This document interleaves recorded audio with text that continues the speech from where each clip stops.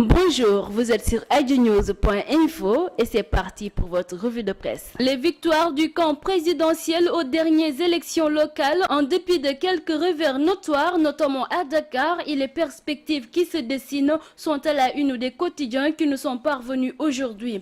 Le Populaire livre la victoire du pouvoir en chiffres, ainsi cela donne 475 des 602 collectivités locales gagnées par l'Alliance pour la République et ses alliés, soit une victoire de 80%. Selon le journal, dans le détail, le camp du pouvoir a remporté 8 des 14 capitales régionales. Dans une perspective de recomposition du gouvernement et de sa majorité, Macky Sall, un otage libéré, estime le journal Le Quotidien qui écrit « Ces hommes ont perdu là où il ne fallait pas et Macky Sall en profitera sûrement pour les punir sans contrainte. » Le chef de l'État aura donc affaire avec les vainqueurs, même ceux qui ne sont pas de son camp, souligne le journal. Il ajoute que le président de la République, Macky Sall, longtemps sidéré comme un homme pris en otage par ses fidèles lieutenants apéristes et ses alliés, a tout de même les cartes en main. Il faut que Macky Sall dégage tous ces gens qui sont là à tourner autour de lui, déclare Mbagnick Ndiaye, responsable APR dans le Populaire. Selon le journal, le ministre des Sports Mbagnick Ndiaye fait une analyse sans complaisance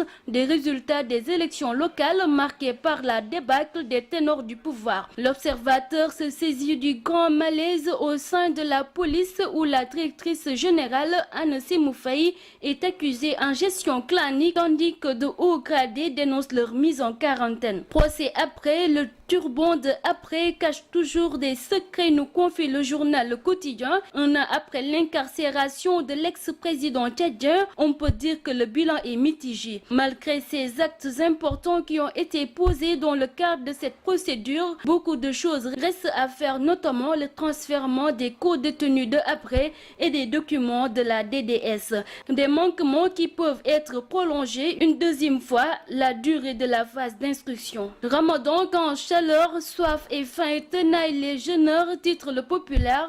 Selon le journal, la coïncidence cette année du Ramadan avec la période de forte chaleur estivale complique davantage le jeûne des Sénégalais, faisant subir toutes sortes de rigueurs à leur métabolisme. Mais pas question pour beaucoup de rompre le jeûne, nous dit le journal. Fait divers, viol supposé sur une fille de 20 ans. Une affaire de viol assez rocambolesque a été envoyée devant le procureur de la République dernièrement par le commissariat de Dieuppeul, une domestique qui avait été envoyée par sa patronne vers les coups de 20 heures dit avoir rencontré deux inconnus qui l'ont envoûtée avant de l'entraîner dans une maison pour la violer à tour de rôle. L'un des présumés coupables a été déféré au parquet pour viol, là où son acolyte est toujours introuvable. Sport mondial 2014, victoire sur le fil de l'Argentine face à la Suisse. L'Argentine s'en remet à son ange numéro 1, nous dit l'Observateur. Selon le journal, l'Argentine a dû attendre la fin de la prolongation pour décrocher sa qualification pour les quarts de finale. Sur une passe de Messi, Angel Di Maria a libéré l'Albiceleste. Les Argentins affronteront la Belgique qui a difficilement battu les États-Unis sur le score de 2-1